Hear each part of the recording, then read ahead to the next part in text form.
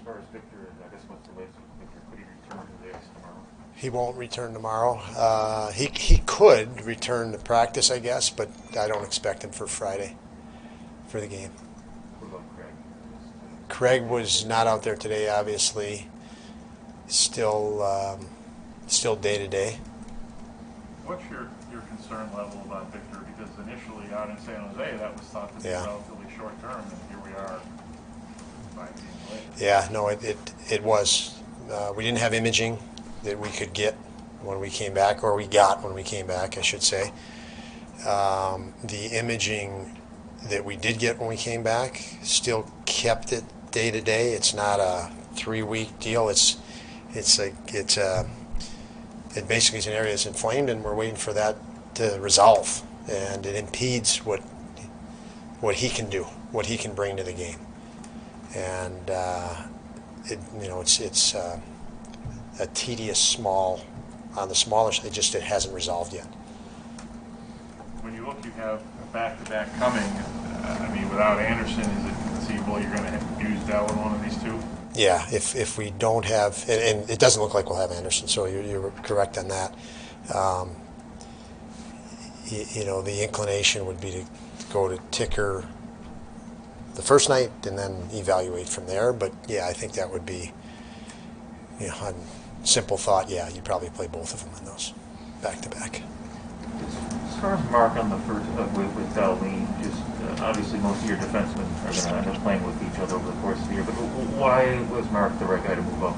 I guess he's a real stabilizing personality. He's been in the league a long time and has a calm to his game, and I think that was at a premium for us at that moment to have a little bit more calm. Certainly, the defensive group was under fire. The last, and I say that just even in the media, it was under fire. That was the talk of those guys. So, you make that switch, and Mark has a real calming presence, and it showed in the game. And again, the right shot makes it a lot easier when you have a right and lefty. Everything's so much easier. So to give that to Dolls was, I think, it showed. It was a good pair, and we stayed with those guys today in practice. Butcher came back into practice, feeling much better. He's ready to go, so he should be in the lineup on Friday, and he would stay right where he is with Hag, and then that would leave Bryson and Miller, a righty and lefty, together. So, the Hag and Butcher would be two lefties. You were certainly hopeful that Pissick would have that impact on Darlene, and Darlene had improved his play against Detroit until the Bertuzzi play. But to see the way Pissick and Darlene went Monday, was that about as good as you could have expected it to go for the first time? That's a tough building. Washington's a tough team. I know they're missing players, but they also have, one of the greatest, if not the greatest, goal scorer there is, and many others. So yeah, it was a tough game all around, and I thought Darlene rose to that challenge. I thought Dylan Cousins was outstanding in that game too. He had a lot of face-offs against Kuznetsov and Ovechkin's line, and it was a hard-fought game. I think the chances were even, but obviously they've got scorers, and the scorers scored for them. You've said a lot during the season that sometimes all Rasmus does is complicate a situation that doesn't need to be complicated at the time.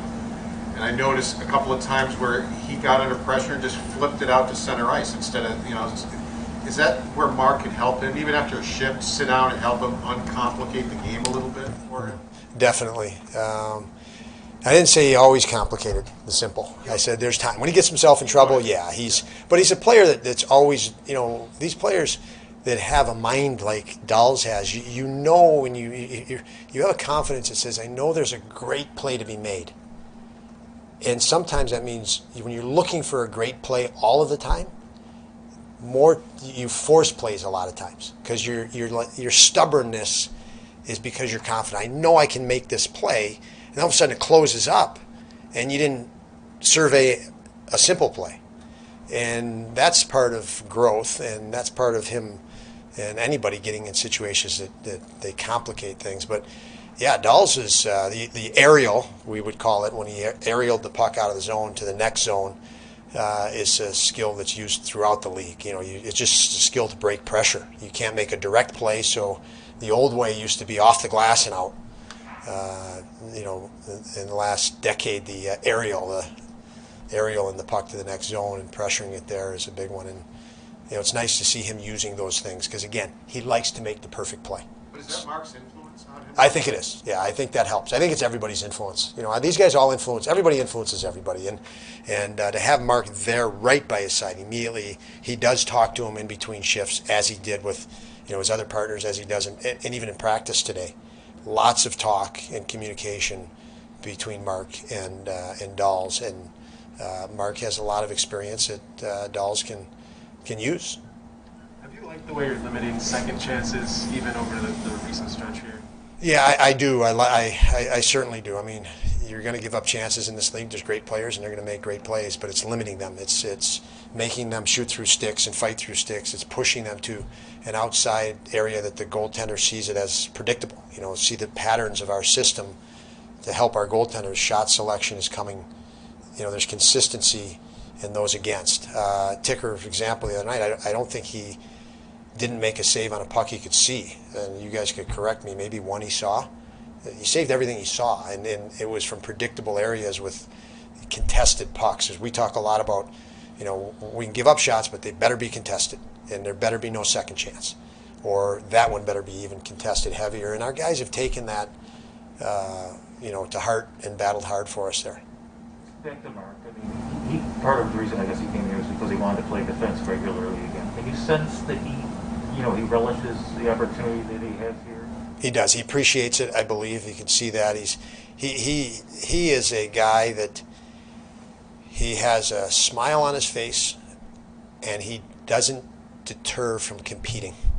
So he knows his job is to compete, and it's a business, and he's obligated his obligations.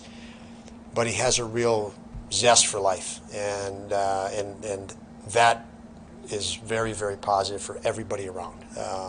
But yeah, he wants to, he wants more in his career.